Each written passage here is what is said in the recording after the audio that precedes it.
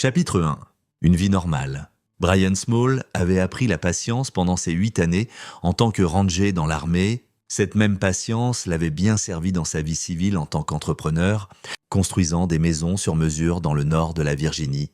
À 34 ans, il avait bâti une belle vie, une entreprise prospère, une magnifique maison à Fairfax et un mariage qui durait depuis 6 ans. Sa femme, Cassie Small, travaillait comme représentante en vente pharmaceutique, un emploi qui l'amenait à traverser la région du Mid-Atlantique plusieurs fois par mois. Brian ne se plaignait pas des voyages. C'était lui qui avait été absent pendant des années lors de son service, manquant anniversaires et fêtes. À présent, c'était à son tour de garder le fort. Par un mardi matin humide de septembre, Brian se tenait dans son allée, regardant Cassie charger sa Mercedes avec des valises d'échantillons. Elle portait son uniforme habituel tailleur, gris sur mesure, cheveux relevés en une queue de cheval serrée, escarpins coûteux qui claquaient contre le béton. « Conférence à Philadelphie », dit-elle en l'embrassant sur la joue. 3 jours, peut-être 4 si les réunions s'éternisent. « Ne mets pas le feu à la maison. J'essaierai de faire de mon mieux, » répondit Brian avec un sourire. « Tu as le numéro de Russ ? N'est-ce pas ? Le plombier vient aujourd'hui pour vérifier cette fuite au sous-sol. » Cassie s'arrêta, la main sur la portière de la voiture. Pendant un instant, quelque chose traversa son visage, de l'inquiétude, de la peur, mais cela disparut si vite que Brian crut l'avoir imaginé. « C'est vrai ? La fuite. Assure-toi juste qu'il ne te surfacture pas. Tu sais comment sont les entrepreneurs ? » Elle sourit, mais cela n'atteignit pas ses yeux. « Je t'aime ?» Brian la regarda s'éloigner, ce moment d'hésitation le rongeant. Au cours de ses années de combat et d'opérations en espace confiné, il avait appris à faire confiance à son instinct. Quelque chose clochait, mais il n'arrivait pas à mettre le doigt dessus. Il chassa cette pensée et se dirigea vers son bureau à domicile. Son entreprise, Small Construction, gérait 3 projets simultanément et il devait vérifier les livraisons de fournitures de l'après-midi.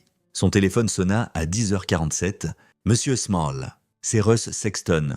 Je suis en bas, en train d'examiner votre chauffe-eau et nous avons un problème. » Brian ferma son ordinateur portable. « C'est grave. Pas le chauffe-eau. Pouvez-vous descendre ? J'ai besoin de vous montrer quelque chose. » Le sous-sol de leur maison de style colonial était partiellement aménagé. Brian avait fait les travaux lui-même quand ils avaient emménagé 4 ans plus tôt. Le chauffe-eau se trouvait dans un coin utilitaire, entouré de murs de fondation en pierre apparente. Russ se tenait près du chauffe-eau, le visage pâle, une lampe de travail à la main. « Monsieur Small, j'ai dû déplacer le chauffe-eau pour vérifier les connexions, » dit Russ d'une voix tremblante. « Il y a une porte derrière, cachée par le chauffe-eau. » Brian s'approcha. En effet, encastrée dans le mur de fondation, il y avait une porte vieux bois peint pour se fondre avec la pierre. À peine visible à moins de la chercher, un lourd cadenas la sécurisait, moderne et contrastant avec le bois ancien. « Nous n'avons pas de porte là, » dit Brian lentement. Russ changea de pied d'appui. « J'ai travaillé sur beaucoup de vieilles maisons. Parfois, il y a des caves à légumes, des espaces de stockage anciens, mais ce cadenas, il est neuf, peut-être 6 mois. » Et Monsieur Small, il dirigea sa lampe vers le bas de la porte. « Il y a un joint d'étanchéité, installation récente. » « Quelqu'un a entretenu cela ?» L'esprit de Brian s'emballa. Ils avaient acheté la maison lors d'une vente aux enchères immobilières 4 ans plus tôt. Une femme âgée était décédée et ses enfants avaient vendu la propriété rapidement. Il avait rénové la majeure partie du sous-sol lui-même. Mais ce coin avait toujours abrité le chauffe-eau. Il ne l'avait jamais déplacé auparavant. « L'avez-vous ouverte ?» demanda Brian. « Bon sang, non. C'est votre propriété. Je répare juste les tuyaux. » Russ s'arrêta. « Mais Monsieur Small, j'ai un mauvais pressentiment à ce sujet. » « Vraiment mauvais ?» Brian s'agenouilla près de la porte, examinant le cadenas, un cadenas des qualités militaires, trou de serrure sur le dessus. Il testa la porte solide, récemment renforcée. Le joint d'étanchéité était de qualité industrielle, du genre utilisé pour l'insonorisation. Ses instincts de ranger se réveillèrent. Ce n'était pas une curiosité historique. Quelqu'un avait préparé cet espace, l'avait entretenu, l'avait utilisé, et si Cassie en avait connaissance, ce moment d'hésitation ce matin prenait soudain un sens terrible. « Russ, j'ai besoin que vous me rendiez un service, » dit Brian en se levant. « Montez, allez chercher les coupe-boulons dans mon garage, mur du fond, boîte à outils rouge, et ensuite, j'ai besoin que vous restiez comme témoin. Témoin de quoi ? Je ne sais pas encore. » Mais je veux que quelqu'un d'autre soit là quand j'ouvrirai cette porte. Pendant que Russ allait chercher les outils, Brian appela son ami le plus proche, Curtis George. Ils avaient servi ensemble en Afghanistan et Curtis travaillait maintenant comme détective privé à Washington D. C. Curtis, c'est Brian. J'ai besoin que tu viennes chez moi tout de suite. Et apporte ton appareil photo. Que se passe-t-il? Je pense que je suis sur le point de trouver quelque chose de mauvais. Vraiment mauvais? J'ai besoin de documentation et j'ai besoin de quelqu'un en qui j'ai confiance. J'arrive dans 20 minutes. Brian se tenait dans son sous-sol, fixant cette porte, son esprit passant en revue les possibilités, le comportement étrange de Cassie, ses voyages fréquents, la façon dont elle l'avait découragé de faire des travaux dans ce coin du sous-sol, quoi qu'il y ait derrière cette porte. Sa vie était sur le point de changer. Chapitre 2. La découverte. Curtis George arriva en 18 minutes. Portant un appareil photo professionnel et une expression sombre, il avait déjà vu ce regard sur le visage de Brian à Kandahar, dans la province d'Helmand, juste avant qu'il ne perce des enceintes que le renseignement indiquait comme abritant des cibles de haute valeur. « Montre-moi », dit simplement Curtis. Les trois hommes se tenaient dans le sous-sol Brian. Curtis et un Russ Sexton, visiblement nerveux. Brian avait les coupes-boulons en main, mais il s'arrêta. « Curtis, commence à enregistrer. Russ, déclinez votre nom. La date et pourquoi vous êtes ici. » Le plombier s'éclaircit la gorge. « Russ Sexton. 26 septembre 2023, j'ai été engagé pour réparer une fuite au chauffe-eau. J'ai déplacé l'appareil et j'ai trouvé cette porte. » Brian s'approcha du cadenas. « Je suis Brian Small, propriétaire de la maison. Je n'ai aucune connaissance de cette porte, ni de ce qui se trouve derrière. Je l'ouvre en présence de témoins. » Il positionna les coupes-boulons. « Curtis, assure-toi de tout filmer. » Le cadenas céda avec un craquement sec. Brian les retira, puis saisit la poignée de la porte. La porte s'ouvrait vers l'intérieur, les charnières bien huilées et silencieuses. L'odeur les frappa immédiatement, antiseptique, chimique, avec une odeur sous-jacente de quelque chose d'organique et de cru. Curtis s'avança avec la caméra, éclairant l'espace. Ce qu'ils trouvèrent fit vomir Russ. La pièce mesurait environ 66 mètres sur 3, creusée dans la terre derrière la fondation. Les murs étaient recouverts de bâches en plastique, le sol d'une bâche industrielle. Une table d'examen en métal se trouvait au centre, équipée de sangles. Des étagères longeaient un mur contenant des bouteilles de produits chimiques, kétamine, propofol, midazolam, tous de qualité pharmaceutique, mais c'était l'autre mur qui racontait la vraie histoire. Des photographies, des dizaines, épinglées sur un tableau en liège, de jeunes femmes, inconscientes, sur cette même table d'examen, des dates écrites au marqueur permanent sur chaque photo. Remontant à 3 ans, les mains de Brian se serrèrent en poing. Curtis se déplaça dans la pièce de manière systématique, documentant tout. Russ se tenait dans l'encadrement de la porte, pâle et tremblant. « Bon Dieu !» murmura Curtis. « Brian, il y a un ordinateur portable ici. Et des dossiers physiques. » Brian se déplaça comme dans un rêve. L'ordinateur portable était protégé par un mot de passe, mais les dossiers étaient ouverts. Norms, addresses, descriptions physiques, notes de planification. Et des photos avant et après. Les femmes semblaient hébétées, droguées, violées de manière qui retournèrent à l'estomac de Brian. Un dossier attira son attention. Un registre, listant des transactions, des noms qu'il ne reconnaissait pas. Des montants atteignant 6 chiffres. L'écriture était familière, la graphie précise et bouclée de Cassie. « Il y en a plus !» dit Curtis calmement. Il avait trouvé une seconde porte cachée derrière un faux mur. « Brian, tu dois voir ça ?» La seconde pièce était plus petite, construite plus récemment. À l'intérieur se trouvaient des objets personnels bijoux, permis de conduire, téléphone, des trophées, et dans le coin, un coffre-fort. La formation de Brian reprit le dessus, surpassant l'horreur et la rage. « Ne touchez plus à rien ? Curtis, tu filmes tout ? Chaque seconde. Russ, j'ai besoin que vous montiez. Appelez le 911. Dites-leur que nous avons découvert des preuves de multiples crimes et que nous avons besoin de la police immédiatement. Ne leur dites pas ce que nous avons trouvé, juste que c'est grave. Pouvez-vous faire ça ?» Russ hocha la tête, courant pratiquement vers les escaliers. Brian se tenait dans cette pièce, regardant les preuves des crimes de sa femme. 3 ans de voyage d'affaires, de confiance en elle, de construction d'une vie ensemble. Et pendant tout ce temps, elle avait fait cela. « J'ai besoin de tout voir », dit Brian à Curtis. « Avant que la police n'arrive, j'ai besoin de comprendre exactement ce qu'elle a fait. » Ils travaillèrent rapidement. L'ordinateur portable était verrouillé, mais les dossiers en révélaient assez. Cassie ne travaillait pas seule. Il y avait des relevés téléphoniques montrant des appels répétés à un numéro enregistré comme MJ.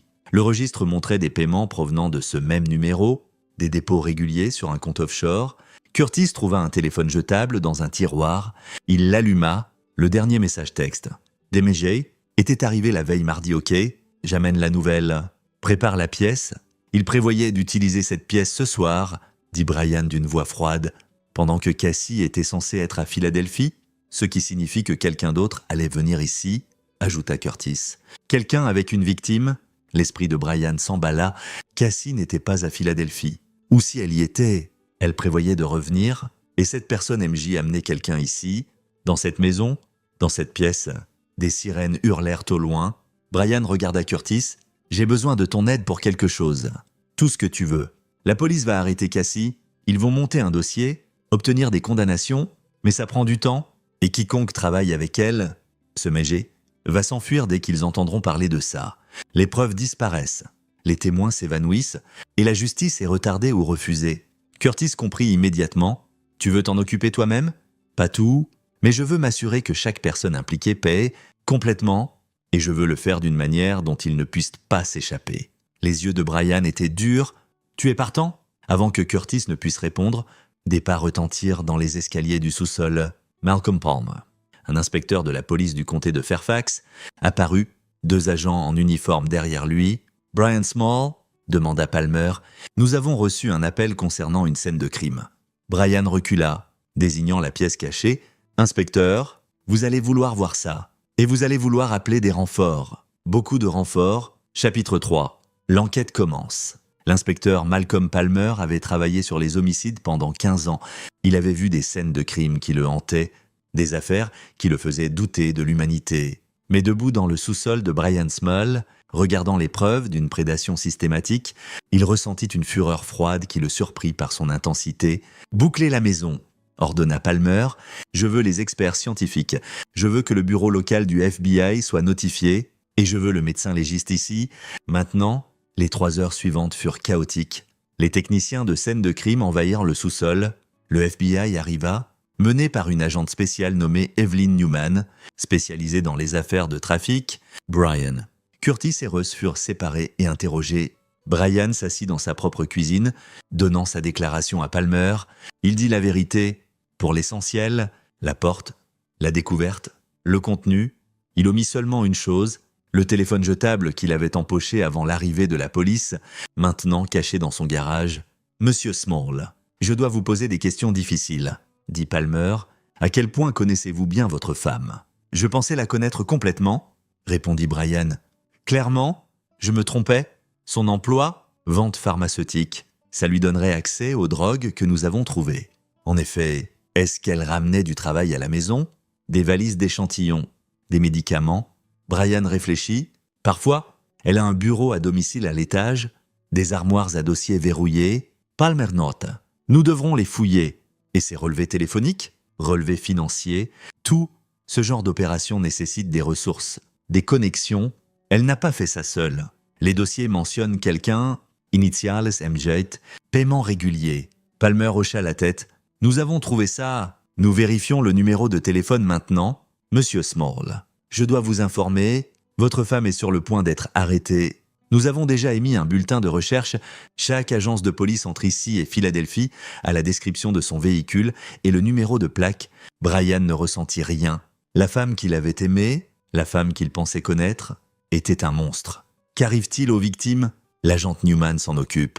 Les photos, les dossiers, nous les identifierons, nous les contacterons. Beaucoup d'entre elles ne se souviennent probablement pas de ce qui s'est passé. Les combinaisons de drogue que nous avons trouvées causent de l'amnésie, de la complaisance. Ces femmes ont été violées et elles pourraient même ne pas le savoir. Cela rendait la chose encore pire. Palmer se pencha en avant. « Brian, je vais être franc avec vous. Vous êtes un témoin, mais vous êtes aussi lié au suspect principal. Votre vie est sur le point de devenir très publique, très difficile. Les médias vont camper sur votre pelouse. Les gens vont se demander si vous saviez... Votre entreprise pourrait en souffrir.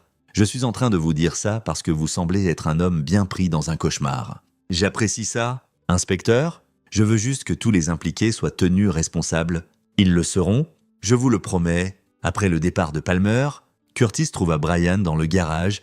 Brian récupéra le téléphone jetable dans sa boîte à outils. « Tu as pris une preuve sur une scène de crime », dit Curtis sans jugement. « La police va tracer le numéro du registre. Ils trouveront MJ éventuellement, mais éventuellement signifie que cette personne a le temps de détruire des preuves, d'intimider des victimes, de disparaître. Je ne peux pas laisser ça arriver. » Curtis étudia son ami. « Qu'est-ce que tu prévois ?» Le message disait mardi, ok. J'amène la nouvelle. C'est ce soir. MJ pense que cette opération est toujours en cours, pense que Cassie est ici, prête à recevoir une victime. Tu veux être ici quand ils se pointent ? Je veux savoir qui ils sont, d'où ils opèrent, à quel point ce réseau est étendu. Ensuite, je remettrai tout à Palmer. Brian s'arrêta, mais si l'occasion se présente de les faire souffrir d'abord, je la saisirai. Curtis hocha lentement la tête. D'accord, alors nous devons planifier ça soigneusement. La maison est une scène de crime. Les experts scientifiques partiront d'ici le soir. Palmer a dit qu'il maintiendrait une surveillance sur la propriété au cas où Cassie essaierait de revenir. Mais je peux leur demander de s'installer dehors, leur dire que j'ai besoin d'espace pour digérer ça. MG. Brian afficha le fil de message sur le téléphone jetable. Je vais répondre. Dis-leur de venir par l'entrée arrière, la porte du sous-sol qui donne sur le jardin. Comme ça, ils évitent l'avant où la police pourrait surveiller. Tu tends un piège ? Je m'assure que la justice soit rapide et complète. L'expression de Brian était froide. J'ai passé des années à chasser de mauvaises personnes dans de mauvais endroits. Je sais comment faire ça. Et je sais comment m'assurer que ça tienne. Ils passèrent l'après-midi à planifier. Curtis contacta son réseau d'anciens militaires reconvertis en contracteurs et d'enquêteurs privés. Brian examina les dossiers du sous-sol, mémorisant visage, noms, détails. Au moment où Cassie fut arrêtée, interceptés sur l'I-95 près de Baltimore, ils avaient une stratégie. À 20h, Brian envoya un message du téléphone jetable. « Prêt ? Utilise l'entrée arrière. Flic surveillant l'avant. Sois prudent. » La réponse arriva rapidement. « ETA 90 minutes. » « Elle est prête ?» Brian répondit. « Préparée et en attente. » Curtis s'installa dans le garage avec du matériel de surveillance. Brian se positionna dans le sous-sol, près de la pièce cachée. Il avait convaincu Palmer de garder les unités de patrouille dans la rue, expliquant qu'il avait besoin de temps seul dans sa maison pour assimiler l'horreur de ce qu'il avait découvert. Palmer avait accepté à contre-cœur, mais avait averti Brian de ne pas interférer si Cassie se montrait. Brian n'avait aucune intention d'interférer avec Cassie. Elle était en garde à vue, facing des accusations fédérales, mais MJ était toujours libre. Et Brian voulait regarder dans les yeux la personne qui avait transformé sa maison en cauchemar. À 21h47, la voix de Curtis retentit dans l'oreillette de Brian. Véhicule en approche, SUV noir, sans plaque, un seul occupant visible. Le rythme cardiaque de Brian ralentit, sa respiration se stabilisa, formation de rangée. Mémoire musculaire, il entendit la porte du sous-sol s'ouvrir. Des pas dans les escaliers, un homme entra, grand, bien habillé, portant un sac de marque. Il regarda autour du sous-sol, confus par l'absence du chauffe-eau, qui avait été déplacé par les experts scientifiques. « Cassie !» L'homme appela « Où est ?» Brian sortit de l'ombre des escaliers. L'homme pivota, sa main se dirigeant vers sa ceinture. « Ne fais pas ça !» dit Brian calmement, sa voix portant une autorité absolue. « Je suis plus rapide que toi, et j'ai vraiment envie d'une raison. » L'homme se figea, reconnaissant quelque chose dans la posture de Brian, dans son ton. Ce n'était pas un homme à défier. « Qui êtes-vous » demanda l'homme. « Je suis Brian Small. J'habite ici, et vous devez être Nem. »« Jay ?» Brian s'approcha. « Marshall Jarvis. Cadre pharmaceutique, le patron de Cassie, l'homme qui dirige une opération de trafic depuis mon sous-sol. » Le visage de Marshall pâlit. « Je ne sais pas de quoi vous... » La police a tout trouvé. La pièce, les dossiers, les photos. Cassie est en garde à vue. À l'heure qu'il est, des agents du FBI exécutent probablement un mandat de perquisition sur vos propriétés. Brian sourit, et ce n'était pas un sourire agréable. « Vous êtes tombé dans un piège ?» Comme sur commande, des lumières inondèrent le sous-sol. Malcolm Palmer apparut en haut des escaliers, arme au poing. « Marshall Jarvis. FBI, vous êtes en état d'arrestation pour trafic d'êtres humains, complot, et environ 20 autres chefs d'accusation que je vais prendre plaisir à énumérer. À terre, main derrière la tête, les jambes de Marshall flanchèrent, il s'effondra, le sac tombant de sa prise. Curtis apparut, caméra en marche, documentant tout. Palmer descendit les escaliers, menottant Marshall tandis que des agents envahissaient la maison. Il regarda Brian, Bon travail pour ce message. Il est venu droit dedans. Brian hocha la tête, mais ses yeux restèrent sur Marshall. Qui d'autre est impliqué? Combien d'autres? Palmer releva Marshall. Il nous dira tout. Ils le font toujours quand ils font face à la perpétuité en prison fédérale. Cette opération est terminée. Brian, vous avez aidé à y mettre fin. Mais tandis qu'ils emmenaient Marshall, tandis que le FBI cataloguait les preuves et se préparait à démanteler un réseau de trafic, Brian ne ressentit aucune satisfaction. La justice se faisait... Oui, mais c'était trop propre, trop procédural. Ces gens avaient utilisé sa maison, sa vie, sa confiance pour blesser des innocents. La loi les punirait, mais Brian voulait quelque chose de plus personnel. Il aurait sa chance. Chapitre 4. Creuser plus profond. 3 jours après l'arrestation de Marshall Jarvis, Brian s'assit dans une salle de conférence du FBI avec l'inspecteur Palmer et l'agent Newman. L'enquête avait explosé en quelque chose de massif. 12 victimes identifiées jusqu'à présent, un réseau couvrant 3 États et des connexions au crime organisé qui allaient plus profond que quiconque ne l'avait anticipé. Marshall coopère, expliqua l'agent Newman en faisant glisser des photos sur la table en échange d'une peine réduite. Il nous donne tout, noms, lieux, relevés financiers, mais il y a un problème. Brian étudia les photos, des hommes en costumes coûteux, des femmes à des galas de charité, des cadres d'entreprise, des leaders communautaires. Qui sont ces gens? Des clients, dit Palmer d'un ton sinistre, des gens qui payaient Marshall et Cassie pour accéder à des victimes sous drogue complaisante, politiciens, hommes d'affaires, médecins, des gens avec de l'argent et du pouvoir qui pensaient être intouchables, pensaient, demanda Brian. Newman s'adossa, c'est là que ça se complique. Ces gens ont des ressources, des avocats, des connexions, la capacité de faire disparaître des preuves. Nous avons déjà eu 2 juges qui se sont récusés pour conflit d'intérêts. Nous rencontrons des obstructions à tous les niveaux.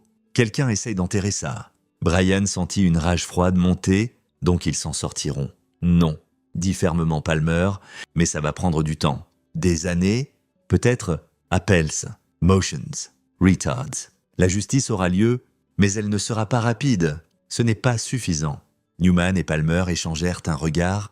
« Monsieur Small, je comprends votre frustration, » commença Newman. « Mais vous devez nous laisser gérer ça par les voies appropriées. Si vous interférez, je ne prévois pas d'interférer avec votre enquête, » interrompit Brian. « Mais j'ai mes propres ressources. Et je ne suis pas lié par les mêmes règles que vous. » Palmer se leva. « Brian, ne faites pas quelque chose de stupide. Ne jetez pas votre vie à cause de ce que Cassie a fait. »« Je ne le ferai pas. » Brian se leva aussi. « Mais je vais m'assurer que tous ceux qui ont utilisé ma maison pour blesser des gens fassent face aux conséquences. Tous, complètement. » Après la réunion, Brian rentra chez lui, une maison qui ne lui semblait plus la sienne. Du ruban de scène de crime marquait encore l'entrée du sous-sol. Des reporters campaient de l'autre côté de la rucha. Son entreprise avait perdu 3 contrats alors que des clients se distancèrent du scandale. Curtis l'attendait dans l'allée. « J'ai des informations que tu dois voir. » Ils allèrent au bureau de Curtis à Washington D.C., un entrepôt reconverti qui servait de quartier général à sa firme d'enquête. Curtis avait passé les 3 derniers jours à construire des profils sur tous ceux connectés à l'opération de Marshall. Marshall a nommé 15 clients, expliqua Curtis en affichant des dossiers sur son ordinateur. « Mais je pense qu'il y en a plus. Regarde ça, schéma financier, emploi du temps de voyage, relevé téléphonique que j'ai obtenu par des moyens moins que légaux. Il y a un groupe de 5 hommes qui sont au centre de ce réseau. Ils ne sont pas juste des clients, ce sont des investisseurs, des organisateurs. Marshall était un cadre intermédiaire. Ces hommes sont le conseil d'administration. » Brian étudia l'écran. 5 visages, 5 noms. Jared Pearson, promoteur immobilier, grand donateur politique. Todd Cahill, chirurgien, dirige une clinique privée. Felix Hamilton, banquier d'investissement. Clifton Schultz, PDG d'une entreprise technologique. Eugene Gorman, avocate, associé dans un grand cabinet de Washington D.C. Ces hommes ont une valeur nette combinée de plus de 2 milliards de dollars, continua Curtis. Ils se connaissent depuis Yale. Ils siègent ensemble à des conseils d'administration, passent des vacances ensemble, investissent ensemble et selon les dossiers de Marshall, ils font ça ensemble depuis presque 1 décennie, plus longtemps que Marshall n'était impliqué, observa Brian. Exactement. Marshall et Cassie ont été recrutés il y a 3 ans pour étendre les opérations, fournir un soutien pharmaceutique, mais ces 5-là, ils ont commencé ça, ils l'ont construit et ils ont les ressources pour tout faire disparaître. Brian sentit quelque chose changer en lui. La loi essaierait de poursuivre ces hommes. Mais des hommes, avec autant d'argent et de pouvoir, font rarement face à de vraies conséquences. Ils paieraient des amendes, régleraient des procès, peut-être un ou deux, serviraient un temps minimal dans des installations fédérales confortables. Ce n'était pas la justice. « J'ai besoin de les comprendre ?» dit Brian. « Tout sur eux. Leur famille, leurs faiblesses, leurs secrets. Peux-tu faire ça ?» Curtis hésita. « Brian, qu'est-ce que tu prévois ? De leur donner ce qu'ils méritent ? Selon mes termes. » Brian se tourna vers son ami. « Curtis, ces hommes ont utilisé ma maison, ma vie comme terrain de chasse. Ils ont blessé des gens, détruit des vies. Et ils pensent qu'ils vont s'en sortir avec leur richesse et leur réputation intacte. Je ne peux pas laisser ça arriver. Tu parles de vengeance ? Je parle de justice. De vraie justice. Pas le genre qui est retardé, diminué et enterré dans la paperasse. » Curtis étudia Brian pendant un long moment, puis il hocha la tête. « Je te fournirai tout. Mais Brian, si on fait ça, et je veux dire vraiment le faire, on doit être intelligent. Ces hommes sont dangereux. Ils ont des ressources, de la sécurité, des connexions à des gens qui font disparaître les problèmes. Les commandants talibans que j'ai chassés en Afghanistan en avaient aussi, répondit Brian. Ils avaient de l'argent, des armes, des soldats loyaux, on les a quand même eus. Ce n'est pas l'Afghanistan. Non, ce n'est pas. Je connais mieux le terrain ici. » Brian afficha le dossier sur Gérard Pearson. « Commence par lui. Promoteur immobilier signifie des propriétés, beaucoup, des endroits où des activités illégales pourraient se produire. Trouve-les. » Au cours de la semaine suivante, Curtis assembla un dossier sur chacun des 5 hommes. Gérard Pearson possédait 17 propriétés en Virginie et dans le Maryland, et 3 qui n'étaient pas listées dans les registres publics, sociétés écrans cachant la propriété. La clinique de Todd Cahill avait été fermée 2 ans plus tôt pour des problèmes administratifs, mais il en avait immédiatement ouvert une autre sous un nom différent. Félix Hamilton avait des comptes offshore qui recevaient des transferts réguliers de sources intraçables. L'entreprise technologique de Clifton Schultz avait des contrats avec des courtiers en données qui vendèrent des informations personnelles, y compris adresses et emploi du temps de jeunes femmes. Eugene Gorman avait représenté de multiples clients accusés de crimes sexuels, obtenant l'abandon ou la réduction des charges. Ces hommes n'étaient pas juste des criminels. C'étaient des prédateurs qui avaient construit un système entier pour faciliter leur prédation. Brian passa ses journées à examiner les preuves, à construire une stratégie. Il avait appris chez les Rangers que des opérations réussies nécessitaient du renseignement, de la planification et de l'adaptabilité. On identifiait la cible. On comprenait ses schémas, on trouvait ses vulnérabilités et on frappait avec une force écrasante. Il prit aussi contact avec les victimes. L'agent Newman avait lancé un groupe de soutien pour les 12 femmes identifiées. Brian assista à une réunion, s'asseyant au fond, écoutant des histoires de temps perdu, de bleus mystérieux, de photos dont elle ne se souvenait pas avoir été prises. Ces femmes avaient été violées de manière qu'elle ne pouvait pas pleinement comprendre.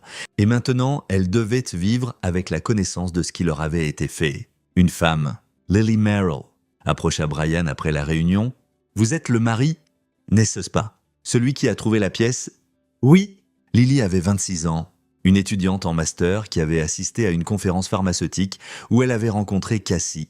« Je ne me souviens de rien après avoir bu un verre avec votre femme.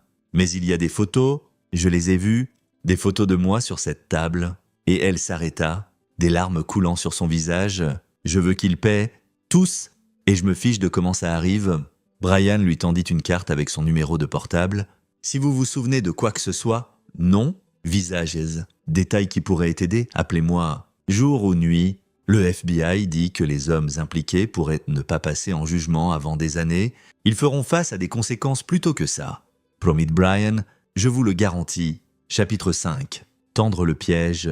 2 semaines après la découverte, Brian avait un plan. C'était risqué, peut-être illégal, et définitivement permanent, mais ça marcherait. La clé était l'information.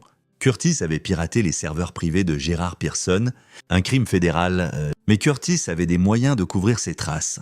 Et il trouva quelque chose d'explosif, un serveur contenant des vidéos, des centaines. Les 5 hommes avaient documenté leurs crimes, enregistré leurs victimes, créé une archive de preuves qui les enterrerait complètement.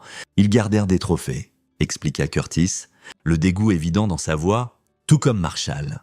Des narcissiques qui se croient invincibles. Où est physiquement situé le serveur? à la propriété de Gérard, à Middelburg, réseau domestique. Système isolé, il pensait probablement que c'était sécurisé. Brian sourit froidement. « Peux-tu m'y faire entrer ?» Gérard organise une fête ce samedi. Collecte de fonds pour une œuvre de charité. 200 invités. La sécurité sera concentrée sur les zones publiques. Si tu peux obtenir une invitation, tu pourrais accéder à son bureau pendant l'événement. Je n'ai pas besoin d'une invitation. J'ai besoin d'un uniforme de traiteur et d'une camionnette de livraison. Ils travaillèrent les détails au cours des 3 jours suivants. Curtis obtint des uniformes d'une entreprise de traiteurs qui gérait l'événement. Brian entrerait en tant que personnel de cuisine, s'éclipserait pendant le service, accéderait au bureau de Gérard et copierait l'ensemble du serveur, 6 heures de travail. Et ils auront des preuves qui détruiraient les 5 hommes. Mais Brian voulait plus que des preuves. Il voulait qu'ils sachent qui les avait battus. Samedi soir, Brian conduisit une camionnette de traiteur louée jusqu'à la propriété de Gerard Pearson. La propriété était massive. Environ 8 hectares dans la région équestre de Middelburg. Un manoir qui coûtait probablement 10 millions de dollars. Des véhicules de luxe remplissaient l'allée circulaire. À l'intérieur, l'élite de Virginie se mêlait, buvant du vin et feignant de se soucier de n'importe quelle œuvre de charité que Gérard feignait de soutenir. Brian se déplaça dans la cuisine, ignoré par le vrai personnel de traiteur qui était trop occupé pour questionner une autre personne en uniforme. Il avait mémorisé le plan de la maison à partir de blueprints obtenus par Curtis. Le bureau de Gérard était au 2e étage, à il est, à 20h30, pendant le plat principal. Brian monta discrètement, le bureau de Gérard était verrouillé, mais Brian avait appris à crocheter les serrures chez les Rangers. 30 secondes, et il était dedans. Le bureau était exactement ce qu'il avait attendu, mobilier coûteux, récompense et photos documentant la supposée philanthropie de Gérard. Et une salle de serveur cachée derrière une bibliothèque. Curtis avait fourni les codes de contournement. Brian connecta un disque dur portable et commença à copier les données. C'est alors que la porte s'ouvrit. Gérard Pearson se tenait dans l'encadrement, confus au début, puis alarmé. « Qui diable êtes-vous » ? « Sécurité. » Brian bougea vite. Il traversa la pièce avant que Gérard ne puisse réagir, une main sur la bouche de l'homme, l'autre serrant son épaule dans une prise de pression qui envoya Gérard à genoux. « Ne fais pas ça !» dit Brian calmement. « Ne crie pas, ne te bats pas, ne rends pas ça plus dur que nécessaire. » Les yeux de Gérard étaient écarquillés de terreur et de reconnaissance. Il avait vu le visage de Brian aux nouvelles. « Tu sais qui je suis ?» continua Brian. « Tu sais ce que j'ai trouvé dans mon sous-sol ? Et tu sais que tu es l'un des hommes qui l'ont utilisé ?» Il relâcha légèrement la pression. « Je vais retirer ma main. Si tu cries, je te le ferai regretter. Pas si tu comprends ?» Gérard hocha la tête. Brian le relâcha, fermant la porte du bureau et la verrouillant. « Vous ne pouvez pas être ici. » « À l'état Gérard. Vous altérez des preuves. »« Effraction. Je prends ce dont j'ai besoin pour vous détruire. » interrompit Brian. « Vous tous, chaque homme impliqué dans l'opération de Marshall, parce que la loi est trop lente, et des hommes comme vous trouvent toujours des moyens de s'échapper. » Il désigna le serveur. « Je sais ce qu'il y a dessus. Vidéo, enregistrements. Preuve de tout ce que vous avez fait. Je prends tout. Vous irez en prison, peut-être, mais vous serez en enfer. » Brian vérifia le transfert de données. « C'est à présent terminé. Je vais m'assurer que chaque victime connaisse votre visage. Chaque partenaire d'affaires voit ce que vous êtes vraiment. Chaque membre de votre country club regarde les vidéos de ce que vous avez fait à ces femmes-là. Vous perdrez tout argent, réputation, famille, et ensuite, je m'assurerai que les prisonniers les plus violents dans n'importe quelle installation fédérale où vous finirez sachent exactement ce que vous avez fait. » Le visage de Gérard pâlit. « S'il vous plaît, j'ai une famille, des enfants. Vos victimes aussi, avez-vous pensé à leur famille pendant que vous les violiez ?» Le transfert s'acheva. Brian déconnecta le disque, le rangeant dans sa poche. Il regarda Gérard avec mépris. « Voici ce qui va se passer. Je sors d'ici, tu restes dans ce bureau pendant 10 minutes. Si tu me suis ou appelles la sécurité avant ça, je télécharge chaque fichier de ce disque sur Internet, chaque organisation de presse, chaque plateforme de médias sociaux, chaque forum et site que je peux trouver. Tu comprends ?» Gérard hocha la tête. « Brisé. Bien. Et Gérard ?» Brian se pencha près. « Dis à tes 4 amis que je viens pour eux aussi. Dis-leur que Brian Small sait tout. À tout.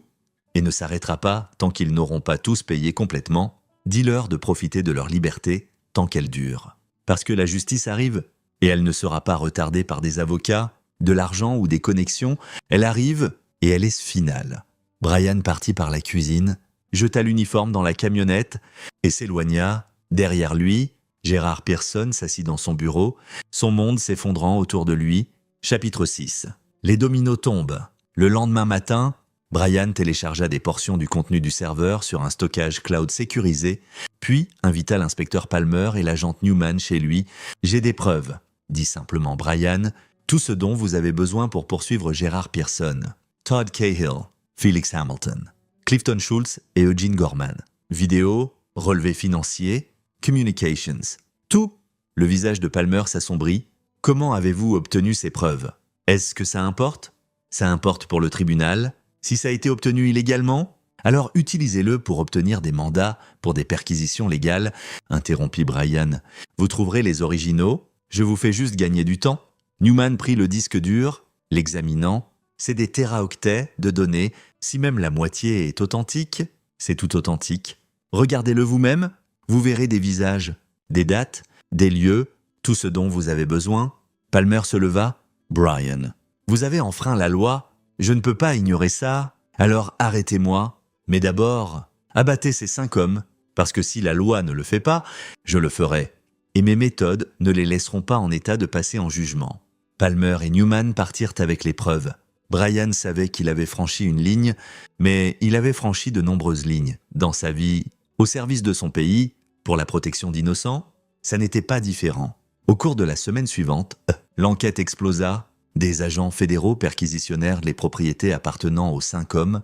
Gerard, Todd, Felix, Clifton et Eugene furent arrêtés simultanément, bail refusé. Et détenus en attendant le procès, la couverture médiatique fut implacable.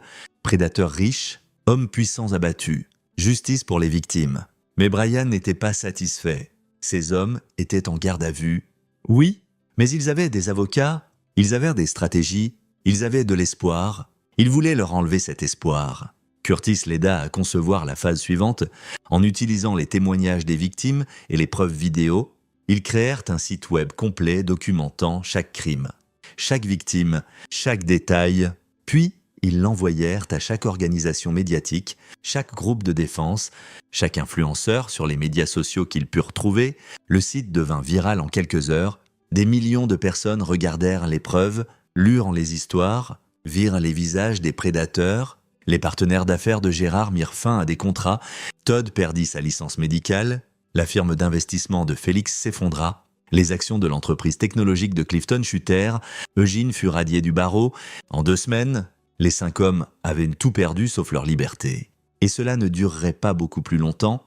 Mais il y avait une pièce de plus dont Brian avait besoin. Il visita Cassie en détention fédérale. Elle semblait brisée, combinaison orange, cheveux relevés, sans maquillage. Quand elle vit Brian, quelque chose scintilla dans ses yeux. « To regret » de la peur. « Pourquoi as-tu fait ça ?» demanda Brian. Cassie resta silencieuse un long moment. « L'argent, Marshall m'a offert 250 000 $ par an. Je pensais que si personne ne s'en souvenait, si les drogues les faisaient oublier, alors ça ne blessait vraiment personne. Tu te mens à toi-même ? Je sais. » La voix de Cassie se brisa. « Je sais ce que j'ai fait. Je sais ce que nous avons fait.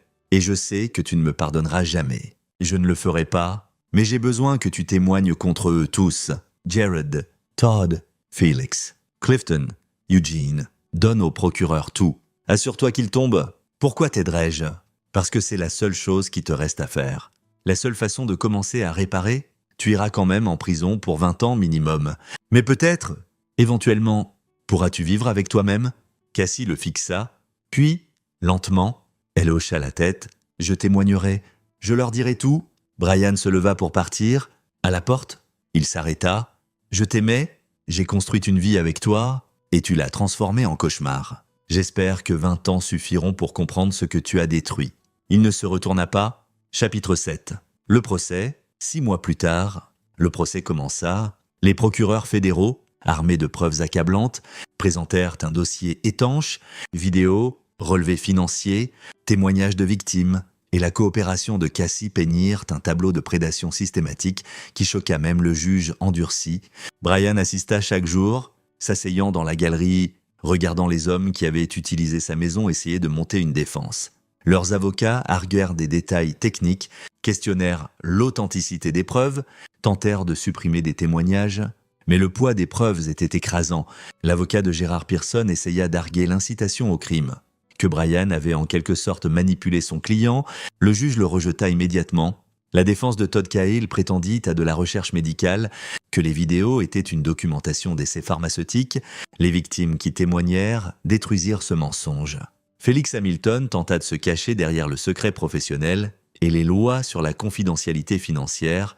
Le piratage de Curtis avait déjà détruit ses protections. Clifton Schultz argua qu'il n'était qu'un client, pas un organisateur. Les preuves vidéo prouvèrent le contraire. Eugene Gorman, l'avocat, se représenta lui-même. Ce fut un désastre. Il essaya de discréditer des témoins, supprimer des preuves, manipuler la procédure. Le juge le déclara en outrage à la cour 2 fois. Cassie témoigna pendant 3 jours. Elle détailla l'opération, comment Marshall l'avait recruté, comment les 5 hommes avaient financé l'expansion, comment ils avaient sélectionné des victimes et les avaient transportées au sous-sol de Brian. Elle décrivit les drogues utilisées, les méthodes employées, le plaisir que ces hommes prenaient dans leurs crimes. Quand elle finit, elle regarda Brian une dernière fois, il ne montra aucune émotion, elle faisait la bonne chose, mais cela ne l'absolvait pas, ça ne réparait pas ce qu'elle avait détruit. La défense appela Marshall Jarvis, espérant que son accord de coopération minerait sa crédibilité. Au lieu de ça, Marshall confirma tout ce que Cassie avait dit. Il détailla paiement, emploi du temps, incident spécifique. Il admit sa culpabilité et supplia les victimes pour un pardon qu'il savait ne jamais recevoir. Après 6 semaines de témoignages, le jury délibéra pendant 4 heures, coupable. Sur tous les chefs, tous les accusés, la salle d'audience explosa, les victimes pleurèrent, les membres de famille des accusés s'assirent en silence stupéfait. Le juge fixa la sentence pour 1 mois plus tard, mais tout le monde savait ce qui arrivait. Peines à perpétuité, sans possibilité de libération conditionnelle. Brian sentit la main de Curtis sur son épaule. « C'est fini, tu as gagné. »« Ce n'est pas encore fini, » répondit Brian. Chapitre 8. La sentence. L'audience de sentence était prévue pour un lundi froid de mars. Brian arriva tôt. Prenant sa place habituelle dans la galerie, la salle d'audience se remplit de victimes. Leurs familles, défenseurs et médias. Le juge entra et la salle se tut. C'était un homme plus âgé, le juge Nathaniel Moreau, connu pour son interprétation stricte des directives de sentence et son manque de tolérance pour les prédateurs. Nous sommes ici pour sentencer 5 accusés condamnés pour trafic d'êtres humains. Complot, viol et de nombreux autres chefs, commença le juge Moreau, mais avant d'imposer les sentences, je vais autoriser des déclarations d'impact des victimes. Nous entendrons ceux qui ont été directement lésés par les actions de ces hommes. 12 femmes se levèrent, l'une après l'autre, et racontèrent leurs histoires. Lily Merrill parla de temps perdu, de cauchemars, de faire confiance à quelqu'un qui avait trahi cette confiance. D'autres décrivirent des expériences similaires, drogue, manipulation, violation. Certaines pleurèrent, certaines parlèrent avec une fureur froide. Toutes regardèrent les 5 accusés avec des expressions qui exigeaient la justice. Quand elles finirent, le juge Moreau s'adressa aux accusés. « En mes 30 années sur le banc, je n'ai jamais rencontré un tel mépris insensible pour la dignité humaine. Vous 5 hommes aviez tout richesse, éducation, position, et vous avez utilisé ces avantages pour prêt sur des femmes vulnérables. Vous les avez droguées, violées et documenté vos crimes comme des trophées. Vous vous sentiez en droit de faire ça. Vous vous sentiez invincible. Vous aviez tort. Marshall Jarvis et Cassie Small ont coopéré avec les procureurs. Ils ont montré du remords. Aussi inadéquat soit-il, leur sentence reflète cette coopération. 25 ans pour Marshall, 20 pour Cassie. Mais vous 5, la voix du juge Moreau se durcit. Vous n'avez montré aucun remords. Vous avez lutté à chaque étape. Vous avez tenté de supprimer des preuves, intimider des témoins et manipuler ce processus. Par conséquent, j'impose la sentence maximale permise par la loi. Il procéda pour chaque accusé, Jared Pearson, perpétuité sans libération conditionnelle, plus 60 ans consécutifs. Todd Cahill, perpétuité sans libération conditionnelle, plus 40 ans consécutifs. Felix Hamilton, perpétuité sans libération conditionnelle, plus 50 ans consécutifs. Clifton Schultz, perpétuité sans libération conditionnelle, plus 50 ans consécutifs. Eugene Gorman, perpétuité sans libération conditionnelle, plus 70 ans consécutifs. Vous serez transféré dans des installations fédérales de sécurité maximale, continua le juge Moreau. Vous passerez le reste de vos vies dans des cellules de 2, 44 mètres sur 3, Zofavmir, avec un contact minimal avec le monde extérieur, votre richesse est saisie sous les lois de confiscation d'actifs. Chaque dollar que vous avez ira à la compensation des victimes. Vos noms seront pour toujours associés à ces crimes. Et quand vous mourrez en prison, vous serez souvenu non pour vos succès ou votre philanthropie, mais pour les monstres que vous étiez vraiment. Il frappa son marteau. Cette cour est ajournée. Brian regarda les 5 hommes être emmenés en chaîne. Gérard pleurait. Todd semblait catatonique. Felix, Clifton et Eugene fixaient droit devant, brisés. La justice avait été rendue, mais Brian savait que la vraie punition viendrait en prison, quand ces hommes riches et privilégiés devraient survivre parmi la population qu'ils avaient toujours méprisée. Curtis s'était assuré que des détenus clés dans chaque installation sachent exactement quel crime Gérard, Todd, Felix, Clifton et Eugene avaient commis. Leur vie serait un enfer. Comme il se devait. Chapitre 9. Nouveau départ. 3 mois après la sentence, Brian se tenait dans son allée, regardant des camions de déménagement charger ses affaires. Il avait vendu la maison. Il ne pouvait plus y vivre. Pas avec les souvenirs de ce qu'il avait trouvé. Une organisation à but non lucratif travaillant avec des victimes de trafic l'avait acheté, prévoyant de démolir le bâtiment et de créer un jardin commémoratif. Son entreprise avait survécu. Certains clients étaient partis, mais d'autres avaient tendu la main, offrant soutien et nouveaux contrats. Les gens respectaient ce qu'il avait fait trouver le mal, le confronter, le détruire. D'une étrange manière, le scandale l'avait transformé en symbole de résistance contre les prédateurs. Curtis s'arrêta dans son camion. « Prêt ?»« Ouais !» Brian jeta un dernier regard à la maison. « Je suis prêt. » Ils roulèrent jusqu'à une petite ferme que Brian avait achetée en Virginie occidentale, environ 16 hectares. Une ferme rénovée, de l'intimité, un endroit pour reconstruire sa vie, loin des souvenirs et de l'attention médiatique. À la ferme, Brian trouva un paquet sur le porche. À l'intérieur, une lettre de Lily Merrill. « Monsieur Small, je voulais vous remercier, non seulement pour avoir trouvé cette pièce, mais pour tout ce que vous avez fait après. Vous auriez pu laisser la police s'en occuper, laisser le système judiciaire prendre son temps. Au lieu de ça, vous vous êtes assuré que nous obtenions la justice rapidement, complètement. Vous nous avez donné la fermeture, je suis de retour à l'école maintenant, je vois un thérapeute, je guéris grâce à vous. Nous 12 voulions contribuer à votre nouveau départ. Ce n'est pas grand-chose, mais veuillez accepter ceci comme un petit signe de notre gratitude. » À l'intérieur se trouvait un chèque de 50 000 $, signé par les 12 victimes. Brian s'assit sur son porche, tenant la lettre, sentant une émotion qu'il avait gardée enfouie pendant des mois, enfin remonter à la surface. Il avait opéré sur la rage et la détermination si longtemps qu'il avait oublié ce dont il était capable d'autre. Curtis le rejoignit, lui tendant une bière. « Tu as bien fait, frère. Tu as détruit les méchants, protégé les victimes et gardé ton âme intacte. C'est une victoire. Ça ne ressemble pas à une victoire parce que Cassie t'a trahi, parce que ta maison est devenue une scène de crime, parce que tu as dû devenir quelque chose de plus dur que tu ne le voulais. » Curtis s'arrêta. « Mais tu t'es adapté. Comme tu l'as fait outre-mer, tu as trouvé la mission, l'a s'exécuter et compléter. Ces hommes sont en cage. Les victimes ont la fermeture et tu es toujours debout. » Brian hocha lentement la tête. « Et maintenant tu reconstruis ? Recommence. Peut-être que Small Construction s'étend à la Virginie occidentale. Peut-être que tu trouves quelqu'un de nouveau éventuellement, quelqu'un qui n'est pas un monstre. Peut-être que tu travailles juste sur cette ferme et trouves la paix. La paix sonne bien. » Ils s'assirent en silence, regardant le soleil se coucher sur les montagnes. Brian pensa au parcours, depuis ce matin où Cassie était partie pour Philadelphie, jusqu'à la découverte de la pièce cachée, au démantèlement d'une entière opération de trafic, jusqu'à regarder 5 prédateurs recevoir des peines à perpétuité. Son téléphone vibra. Un message de l'inspecteur Palmer. « Plus de victimes se manifestent. Vos preuves ont ouvert les vannes. Nous trouvons des opérations dans 4 autres États. Vos actions sauvent des vies. Brian. » Vraiment, Brian répondit « J'ai juste fait ce qui devait être fait. » Palmer, la plupart des gens ne l'auraient pas fait. « Vous êtes un homme bien. » Brian posa le téléphone. Il ne se sentait pas particulièrement bien. Il se sentait fatigué, usé par des mois à confronter le mal, mais il se sentait aussi satisfait. La mission était accomplie. La justice avait été rendue, pas la justice lente et bureaucratique du système judiciaire, mais une justice rapide. Certaine, totale, les 5 hommes étaient en cage. Marshall et Cassie payaient pour leurs crimes. Les victimes guérissaient, le réseau était détruit. Et Brian Small était libre, libre des mensonges, libre de la femme qui l'avait trahi, libre de recommencer. Tu sais ce qui aide le mieux? Dit soudain Curtis.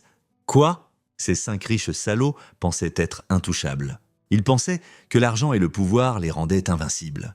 Et puis ils sont tombés sur toi, un entrepreneur, un soldat, un homme qu'ils auraient méprisé, et tu les as détruits. Tu as pris tout ce qu'ils avaient et l'as brûlé autour d'eux. C'est de la justice poétique? Brian sourit, son premier vrai sourire en moi. J'aime cette perspective. C'est la vérité? Tu les as battus parce que tu étais plus intelligent, plus dur et plus déterminé. Ils t'ont sous-estimé et ça leur a coûté tout. Tandis que l'obscurité tombait, Brian pensa à l'avenir.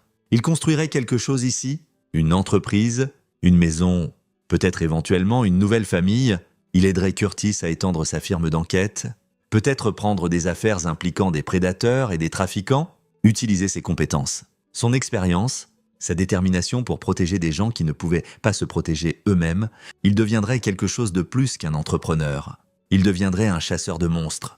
Et si un autre monstre croisait jamais son chemin, menaçait des innocents, pensait être intouchable, Brian Small leur montrerait exactement à quel point ils avaient tort. Il leur montrerait ce que la justice ressemblait quand elle venait de quelqu'un qui refusait d'abandonner, refusait de compromettre, refusait de laisser le mal gagner. Il leur montrerait l'enfer. Mais pour l'instant, en ce moment, assis sur son porche avec son meilleur ami, regardant les étoiles apparaître sur les montagnes, Brian s'autorisa quelque chose qu'il n'avait pas ressenti depuis longtemps. De l'espoir. Le cauchemar était terminé, les monstres étaient en cage, et Brian Small était enfin vraiment libre. Épilogue. 2 ans plus tard, Brian Small se tenait dans le bureau de son entreprise de construction étendue, maintenant appelée Small & George Construction.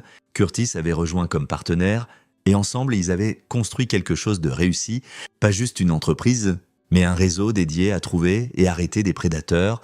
Ils avaient travaillé sur 5 affaires depuis le procès, s'associant avec les forces de l'ordre pour identifier des opérations de trafic, rassembler des preuves et assurer une justice rapide. Le passé militaire de Brian et les compétences d'enquête de Curtis les rendaient formidables. Sur son bureau se trouvait une photo de la dédicace du jardin commémoratif, 12 femmes, survivantes, debout ensemble à l'endroit où elles avaient été violées, maintenant transformées en quelque chose de beau, un lieu de guérison, de souvenirs, d'espoir. Le téléphone de Brian sonna, l'inspecteur Palmer, Brian. Nous avons une situation, une autre opération, un autre réseau, et nous avons besoin de quelqu'un qui sait comment gérer ce genre de choses. Palmer s'arrêta, quelqu'un qui obtient des résultats. Êtes-vous intéressé? Brian regarda la photo des survivantes, puis Curtis, qui hocha la tête. Dites-moi tout, dit Brian. La chasse recommençait. Et quelque part, des monstres qui pensaient être en sécurité commencèrent à sentir le premier toucher froid de la peur. Peur que Brian Small vienne pour eux, peur que la justice, quand elle viendrait, soit absolue, peur entièrement justifiée. C'est ici que notre histoire se termine. Partagez vos pensées dans la section des commentaires. Merci pour votre temps. Si vous avez aimé cette histoire, veuillez vous abonner à cette chaîne. Cliquez sur la vidéo que vous voyez à l'écran et je vous verrai là-bas. Laying in bed, staring at the sky. Exercise more and sleep more. Don't go in the middle there and be like, okay, I'm just gonna lay in bed all day and watch TV. Because that's not good. Like, you want to exercise and then you want to sleep. Because exercise gives you dopamine, and sleeping is really good for depression. And if you're having trouble sleeping, my original advice is always, and this is coming from someone with sleep disorders, I take heavy medication for sleep, but don't lay in your bed unless you're gonna sleep. Like, go sit on the toilet. Don't even take your pants off. Go sit on the toilet. You're gonna feel like you have to pee. I'm telling you, you probably will. And you want to treat your bed like that. Like, so that when because you don't do anything else on the toilet, I hope. You just sit there and you pee and you leave. And so, you be sitting on the toilet, gray. But you can force your body to have a reaction to certain places. So I could never sleep my whole life. I would stay up all night crying long story. I very anxious child, but doing that helped. A lot of things. Caffeine. Don't scroll before bed. Don't do it. Like, please. I don't know. It's hard for me because I'm so medicated that I feel like I don't... Like, I took the easy way out. But those are small things that can make a bit of a difference, at least. Anywho. Is it weird that I love movies that are about SH or stuff like that? Or mental health in general? No, it's not weird. Trigger warning EDs. I think it's dangerous to watch content like that because EDs are very competitive, and so for a lot of people, it's like, oh, well, I want to look like this person, I want to do more than this you know what I mean? So it's dangerous. I'm gonna use a different example. Trigger warning essay. I tend to consume a ton of content around, like, true crime about those things. Not a ton, but I tend to quite a bit. Compared to other forms of true crime or anything like that, because it's something that I find cathartic. Like, it is putting trauma into a new perspective of, like, entertainment or someone else, or even just relating to someone else, is so cathartic. Like, I'm not saying, oh, go seek out these things that might trigger you, but I think for anyone's trauma, watching other people go through that or watching content around that is so normal and so common. And so, like don't feel like you're being weird about it, because you're probably not. Now, am I saying your friends should be sending you photos of themselves doing things that are harmful to themselves? No, that is a very different thing. But if you went through an experience and you consume, or you watch a movie related to that experience and you enjoy the movie, that isn't necessarily a bad thing. It's like how a lot of people's, like,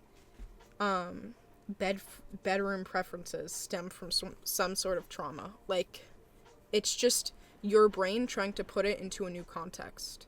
It's why a lot of people who have been taken advantage of can be more susceptible to consuming inappropriate content or seeking out those situations so that they have control over it. They're in power, they're in the driver's seat, and they have control over the situation they didn't. You know what I mean? I see that it's ads. Okie dokie.